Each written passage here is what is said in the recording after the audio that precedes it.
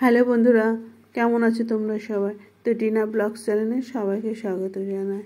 তো দেখো বন্ধুরা, আজকে আমি বানাবো ধোসা। ধোসা তো খেতে ভালোই লাগে।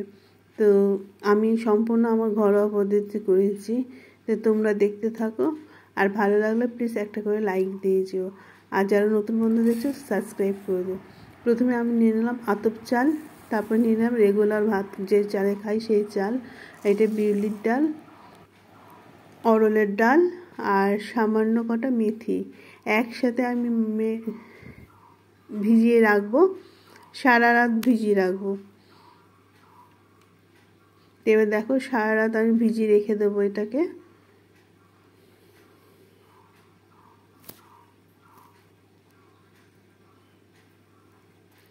তো সকালবেলায় দেখো চালটা কত সুন্দর ফুলে গেছে। আর এবার আমি এটাকে পেস্ট করে নেব।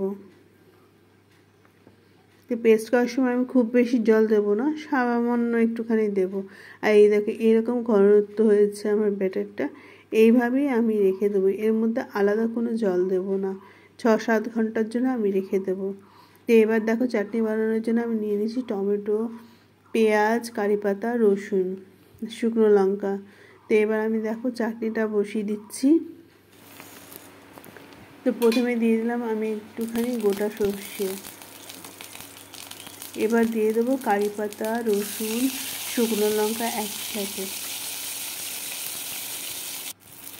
এটা একটু নাড়াচাড়া করে আমি দিয়ে দেবো টমেটো আর কয়েক পিস পেঁয়াজ, আর দিয়ে দেবো স্বাদ মতো লবণ। আর এর মধ্যে একটু কালার হওয়ার জন্য কাশ্মীরি লাল লঙ্কা দিতে পারো। তো এবার দেখো এটা আমার তেলের ওপরে এসে গেছে। এটা আমি এবার রেখে দেবো কিছুক্ষণ ঠান্ডা করার জন্য। তো এবার দেখো এই চাটনিটাকে আমি পেস্ট করে নিয়েছি, আর কত সুন্দর একটা টেস্টি চাটনি হয়েছে। তো এবার আমি আলুটা করার জন্য নিয়ে নিচ্ছি টমেটো, পেঁয়াজ, কারি পাতা। তো এবার আমি দিয়ে দিলাম গোটা সর্ষে, তার মধ্যে দিয়ে দিচ্ছি কারি পাতা, টমেটো, কাঁচা লঙ্কা, পেঁয়াজ সব একসাথেই দিয়ে দিচ্ছি, আর দিয়ে দিচ্ছি স্বাদ মতো লবণ। আর আলুটাকে আমি আগে থেকে সেদ্ধ করে ম্যাশ করে রেখেছিলাম। তো এবার এর মধ্যে আমি দেব সামান্য হলুদ, আর কোনো মশলা দেব না। তো দেখো সুন্দর একটা আলুর মশলা তৈরি হয়ে গেছে। তো এবার আমি ধোসাটা করার জন্য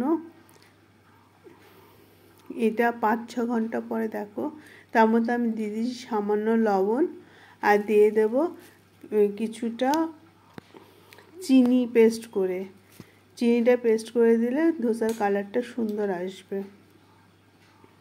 এটাকে আমি খুব ভালো করে এবার মাখিয়ে নেব। তো ব্যাটারটা দেখো আমার এরকম হয়েছে, খুব পাতলা আমি করিনি, সামান্য একটু মোটাই রেখেছি। তো এবার আমি দেখো শুরু করে দিয়েছি।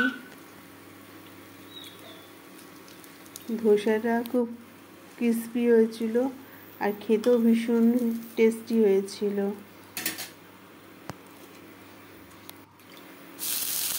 আর ফ্রাই প্যানে সামান্য এরকমভাবে জল ছিটিয়ে দিলে ধোসার ইয়েটা ভালো হয়।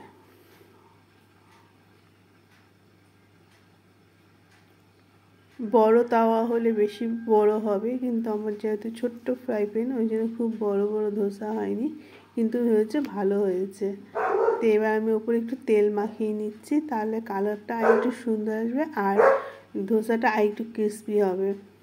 এর মধ্যে আমি দিয়ে দিচ্ছি আলুর মশলাটা। দেখেছো আমার ধোসাটা একটুখানিও ফ্রাই প্যানের মধ্যে লাগেনি।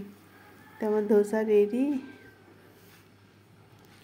তো বন্ধুরা, আমার রেসিপিটা যদি তোমাদের ভালো লাগে শেয়ার করে দিও, আর নতুন বন্ধু যারা দেখছে একটা করে সাবস্ক্রাইব করে দিও। আর যদি ভালো লাগে তো আমার পাশে থাকবেন, আর দেখা হবে নেক্সট ভিডিওতে। তো যারা শেষ পর্যন্ত দেখছো তাদের অসংখ্য অসংখ্য ধন্যবাদ।